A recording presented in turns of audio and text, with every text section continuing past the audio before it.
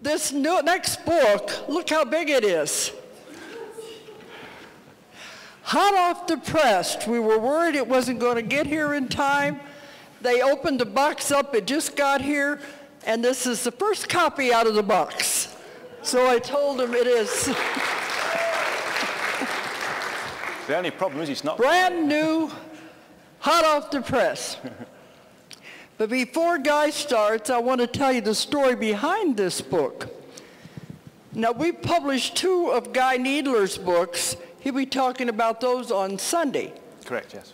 And he'll also be doing workshops. So we had already contacted with Guy to do the book, The History of God. Well, this book came in, also from England, and it was so huge, I'm sorry to say it sat there for a while before I was even going to get a chance to look at it and read it, because I read everything that comes in, and we get hundreds and hundreds of manuscripts. When I first read it, it blew me away because it has the history of everything in it. And well, the part that's so strange about this is when we contacted the author, was talking to him about, you know, we'd like to publish it, want to send you a contract. He said, you're already publishing my son-in-law's books. He said, what? Now imagine the country the size of England, and we've got 2 people that are related. They didn't know, but it was Anne's father that wrote the book and sent it in. So we went ahead and worked with them. But I want Anne to tell you the struggle he went through to write this book. How long has it been since he died? Just a few months? 7 months. But 7 months ago he died. He's never got to see it. But he spent his whole life, didn't he, doing this? I want Anne to tell the story of how it came about. Thank you. She's a little shy, but that's all right. okay. Thank you. Dad would have been so proud because this is all his life's work. He's published 2 books before this, which Guy will mention. But this all comes from work that started in the 1960s. And he did some, published 1 book, did some more, published another, and then carried on. And finally, this is the culmination of it all. I mean, I remember when I was young, when I was 5 or 6 years old, he would bring his research team home in the evenings to sort of carry on working. And then, you know, he got older and older. When he got to 67, no way was he going to retire because he was just so interested in this stuff. And he wasn't egotistical about it at all. He just wanted the information to be out there in case it was useful to anybody. So 67 came, he carried on going. He did cut down to 4 days a week. 70 came, he carried on going. I think he cut down to 3 days a week. 86, he was still working on this. My brother helped him at the end put it together with the computer, but Dad learnt how to use it so he could put it together. And he was 89 when he died last November. So this was just meant everything to him. And he was so delighted when he got the phone call from Dolores saying that Ozark would publish it. And he would have wanted to thank them very much. Well, he said, didn't he try, he sent it out to publishers. Yes. He was trying to marry metaphysics with science to show they were, what, related, or that what you want? Just to show. To show the similarity between science and metaphysics. But he said even the scientists wouldn't even listen to him, would they?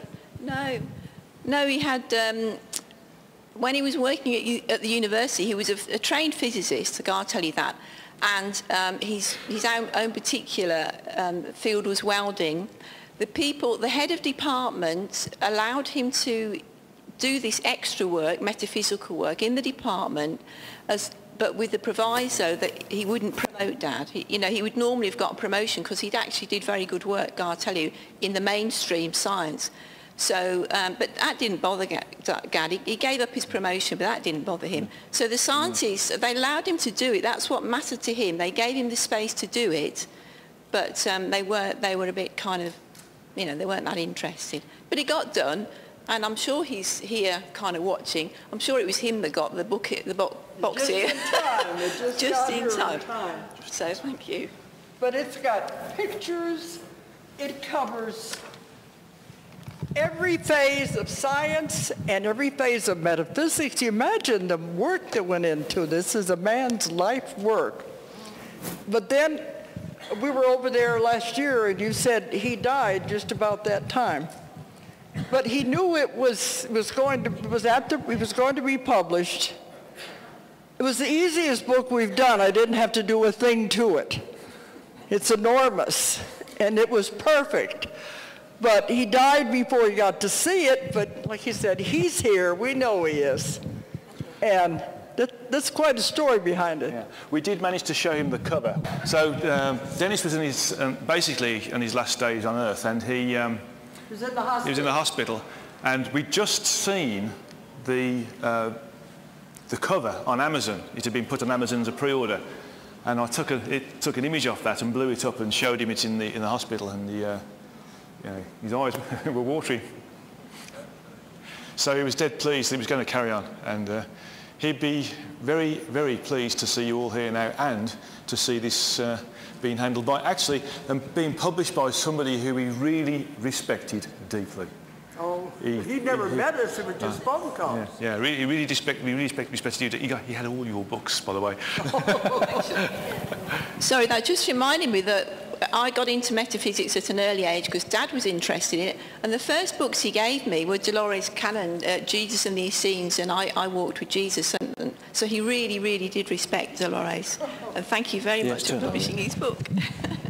But what are the odds in a country the size of England that we're going to run into two people that are related and ended up making contracts with them and not even knowing that they were in the same family? That's it. And then here he's coming to the end of his life, and it's like it had to be done. So that's the amazing way the universe works. Okay, so Guy is going to talk about his father-in-law's work in this lecture. Then he'll be talking about his own work on Sunday. So just a little bit more history about this book. It's absolutely biblical in size and information.